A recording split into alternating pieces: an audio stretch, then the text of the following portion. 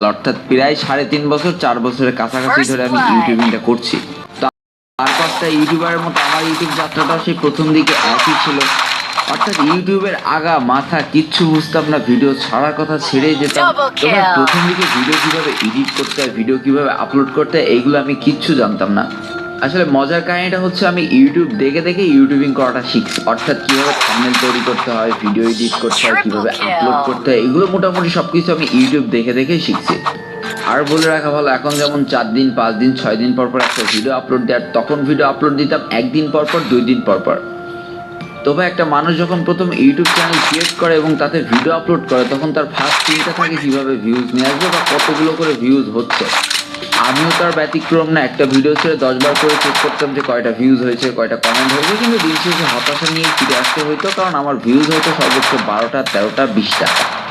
তো এইভাবে ভিডিও ছাড়তে ছাড়তে ভিডিওর সংখ্যা যখন 20টা পার হয়ে গিয়েছে, এদিকে প্রায় 3 মাস ধরে ভিডিও আপলোড করে যাচ্ছি, তখন বুঝতে পারলাম যে ইউটিউব জিনিসটা আসলেই কঠিন।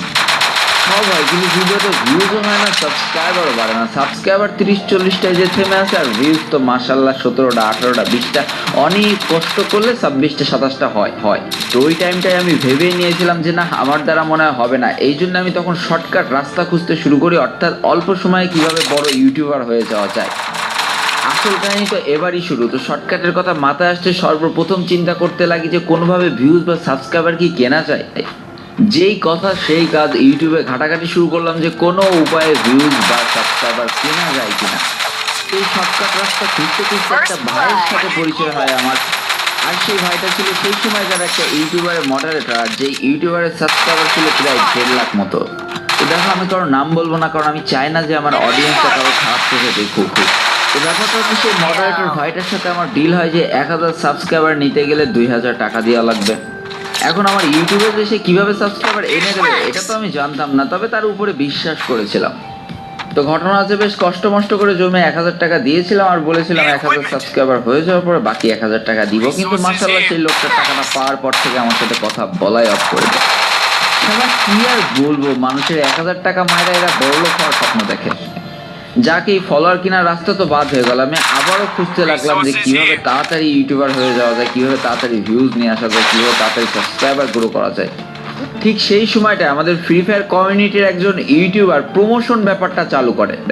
তো আমি সেই সময় একটা জিনিস লক্ষ্য করতাম, ওই ইউটিউবারটা যে মানুষগুলোর প্রমোশন দিত, অর্থাৎ ভিডিওর লাস্টে বলে দিত যে এই চ্যানেলগুলো সাবস্ক্রাইবার করো, ওমা রাতারাতি এই চ্যানেলগুলোর সাবস্ক্রাইবার 1000-এর বেশি হয়ে যেত। তো এই ব্যাপারটা ওই টাইমে আমার অনেক টেনেছিল। চিন্তা করেছিলাম কোনো না কোনোভাবে ভাইটা যদি আমার একটা প্রমোশন দিয়ে দেয়, তাহলে আমারও 1000 সাবস্ক্রাইবার হয়ে যাবে, আমারও ভিউজ আসতে শুরু করবে।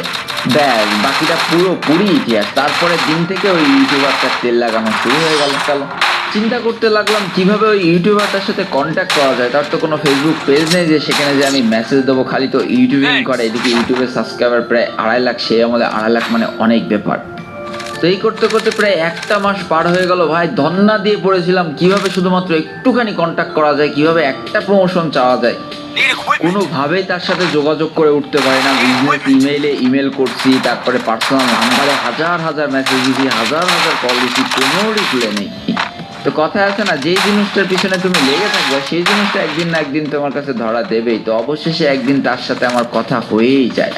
তো আমি এক মুহূর্ত সময় নষ্ট না করে তার কাছে বলেই ফেলি যে ভাই আমার তো প্রমোশন লাগবে, আমার চ্যানেলটাকে একটু প্রমোশন করে দেওয়া যায়। তো সে তখন বলেছিল, দেখো ভাই আমার তো এইসব ব্যাপারে এত মাথা ঘামানোর টাইম নেই, তুমি আমার মডারেটরদের কাছে বলো।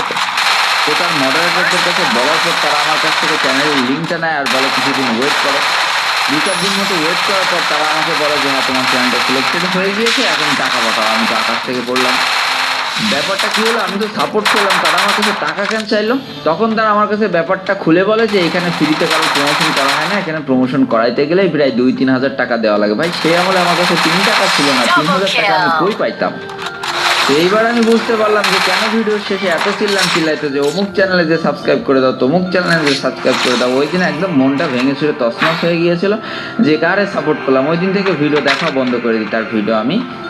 তো এইবার চিন্তা করলাম যে এই দুনিয়ায় টাকা ছাড়া কিছু হয় না। যদি আমার ভিউজ কিনতে হয়, প্রমোট কিনতে হয়, তাহলে টাকা দিয়েই কিনতে হবে। টাকা দিয়ে যখন কিনতে হবে তখন বড় কোনো ইউটিউবের কাছ থেকে প্রমোশন নেওয়া যাবে না, কারণ তাদের চাহিদা মেলা টাকা যাবে। তাই আমি চিন্তা করলাম ছোটো ছোটো যারা ইউটিউবার আছে তাদের সাথে কন্ট্যাক্ট করা। তো হঠাৎ দেখলাম সেই আমাদের 53,000 সাবস্ক্রাইবার একটা ইউটিউব চ্যানেল একজনকে প্রমোশন দিয়েছে। আমার মাথায় পুরো আইডিয়া খেলে গেল যে এর সাবস্ক্রাইবারও কম আছে, এর কাছ থেকে আমি অল্প টাকায় প্রমোশনও নিতে পারবো। আর এ যে চ্যানেলটাকে প্রমোশন করলো সে রাতারাতি প্রায় 700 সাবস্ক্রাইবার পেয়ে গেল, তাহলে মোটামুটি মন্দ হয় না যদি এর কাছ থেকে আমি প্রমোশনটা নিই। তো এবার আসলে আবার সেই ইউটিউবারটার সাথে কীভাবে কন্ট্যাক্ট করবো সেই কাহিনিতে প্রচুর চেষ্টা করেছিলাম, অনেকভাবে ট্রাই করছিলাম যে তার সাথে একটু কন্ট্যাক্ট করা, কোনোভাবে পেরে উঠিনি। তারপরে দেখি একদিন সে একটা ভিডিওতে বলেছে যে কেউ যদি আমার ভিডিওতে স্পন্সর করতে চাও তাহলে এই পেজে যে নক দাও। তো আমিও সেই কথা মতো সেই পেজে যে নক দিয়েছিলাম আর সে আমার নকিংয়ের রিপ্লাইও দিয়েছিল। তো এবার তো আমি অনেক স্মার্ট হয়ে গিয়েছি, আসলে সাপোর্টের নামে তলায় যে কীভাবে বিজনেস চলে এটা তো আমি বুঝে গিয়েছি। তাই প্রথমে তাকে বলেছিলাম যে আমার একটা চ্যানেল প্রমোশন করে দেওয়া লাগবে, আপনাকে কত টাকা দেওয়া লাগবে। তো সে আমার কাছে বলেছিল আমি যতগুলো সাবস্ক্রাইবার তোমাকে এনে দিব তার ডবল টাকা দিতে হবে, অর্থাৎ যদি আমি 700 সাবস্ক্রাইবার এনে দিই আমাকে 1400 টাকা দেওয়া লাগবে, যদি 800 সাবস্ক্রাইবার এনে দিই আমাকে 1600 টাকা দেওয়া লাগবে। তার কথা মতো রাজি হয়ে গিয়েছিলাম। তো পরবর্তীতে সে আমার কাছে ইউটিউব চ্যানেল লিঙ্ক চায় আর আমিও তার কাছে ইউটিউব চ্যানেল লিঙ্কটা দিয়ে দিই। এছাড়াও মনে করো তখন তো নতুন ইউটিউবিং শুরু করছি, অতটা সুন্দরভাবে ভয়েস ওভারও করতে পারতাম না, আমার ভালো দামি কোনো মাইকও ছিল না হেডফোন দিয়ে ভয়েস ওভার করতাম।